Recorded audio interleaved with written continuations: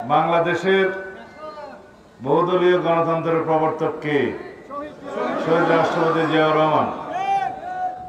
তিনি গণতন্ত্রের রক্ষক ছিলেন এবং গণতন্ত্র রক্ষা করতে গিয়ে, স্বাধীনতার সার্বভৌমত্ব রক্ষা করতে গিয়ে তিনি শাহাদত বরণ করেছেন। তিনি সম্মুখ সমর করে বাংলাদেশের স্বাধীনতা যুদ্ধের ঘোষণা দিয়ে সম্মুখ সমর করে স্বাধীনতা যুদ্ধে তিনি জয়লাভ করে বাংলাদেশের স্বাধীনতা ছিনিয়ে এনেছিলেন, বিজয় অর্জন করেছিলেন। তিনি 1975 সালে আবার যখন স্বাধীনতা সার্বভৌমত্ব হুমকির মুখে পড়ে, তখন বাংলাদেশের এই গণমানুষের সিপাহী জনতার বিপ্লবের মধ্য দিয়ে আবার বাংলাদেশের স্বাধীনতা সার্বভৌমত্বকে রক্ষা করেন। 1979 সালে সাংবিধানিকভাবে সংসদে সংশোধনের মাধ্যমে একদলীয় বাকশাল ব্যবস্থাকে বিলুপ্ত করে বহুদলীয় সরকার ব্যবস্থা, বহুদলীয় গণতন্ত্রের রাজনীতির প্রবর্তন করেন সেই শহীদ জিয়াউর রহমান। তারপরে দেশনেত্রী খালেদা জিয়ার দীর্ঘ আন্দোলন সংগ্রামের মধ্য দিয়ে সামরিক স্বৈরাচার বিরোধী সংগ্রামে তিনি জয়ী হলে আবার 1991 সালে বাংলাদেশের সংসদীয় পদ্ধতির, সরকার পদ্ধতির, বহুদলীয় গণতন্ত্রের আবারও অগ্রযাত্রা শুরু হয়। এইভাবে কেয়ারটেকার সরকার সহ যত রকমের সাংবিধানিক সংস্কার হয়েছে গণমানুষের জন্য, বাংলাদেশের মানুষের জন্য, গণতন্ত্রের জন্য, সবই বিএনপির হাত ধরে হয়েছে। আর আওয়ামী লীগ বাংলাদেশে সবসময় গণতন্ত্রকে হত্যা করেছে, এখন একতন্ত্রকে প্রতিষ্ঠা করেছে, একদলীয় সরকার ব্যবস্থা, একদলীয় রাষ্ট্র ব্যবস্থা কায়েম করেছে এবং বাংলাদেশের মানুষ গণ অভ্যুত্থানের মধ্য দিয়ে সেই ফেসিবাদী ফেসিস্ট শক্তি আওয়ামী লীগ এবং তার নেত্রী শেখ হাসিনাকে বাধ্য করেছে বাংলাদেশ ছেড়ে পলায়ন করতে। এখন সেই পলাতক স্বৈরাচার দেশে বিদেশের তার সহযোগীদের মধ্য দিয়ে বাংলাদেশে আবার ষড়যন্ত্র করার পায়তারা করছে। বিভিন্ন সময় বিভিন্ন উস্কানিমূলক বক্তব্য দিয়ে বাংলাদেশে অস্থিরতা সৃষ্টি করার জন্য সবসময় চেষ্টা করে। সুতরাং আমাদেরকে ঐক্যবদ্ধ থাকতে হবে, সকল মানুষকে গণতন্ত্রের পক্ষে ঐক্যবদ্ধ থাকতে হবে। বাংলাদেশ জাতীয়তাবাদী দল মানেই গণতন্ত্রের ঠিকানা।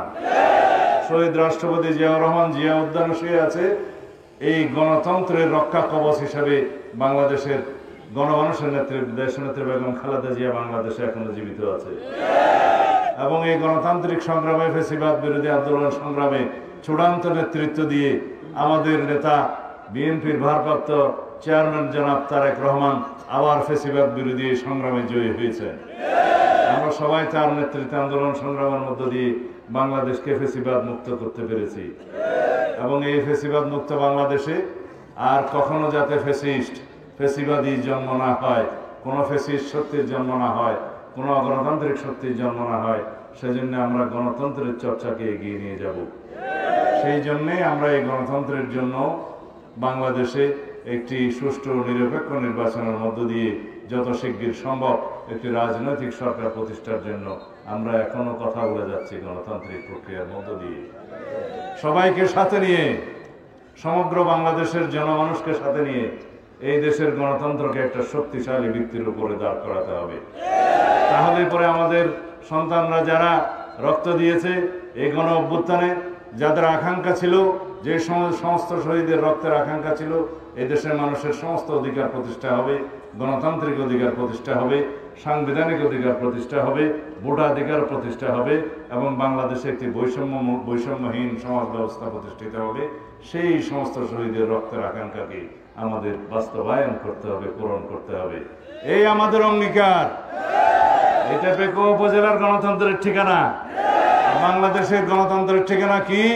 শহীদ রাষ্ট্রপতি জিয়াউর রহমান প্রতিষ্ঠিত বাংলাদেশ জাতীয়তাবাদী দল। গণতন্ত্রের স্রষ্টা এবং রক্ষক কোথায় শুয়ে আছে? জিয়া উদ্যানে। যিনি বেঁচে আছেন গণতন্ত্র রক্ষা করার জন্য, তিনি কে? দেশনেত্রী বেগম খালেদা জিয়া। যিনি ফেসিবাদ বিরোধী গণতান্ত্রিক আন্দোলনে নেতৃত্ব দিয়ে এই দেশকে ফেসিবাদ মুক্ত করেছে, গণতন্ত্র প্রতিষ্ঠা করেছে, তিনি কে?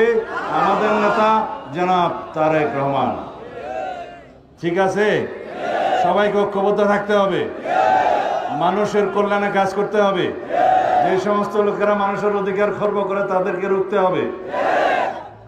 আসসালামু আলাইকুম ওয়া রাহমাতুল্লাহ।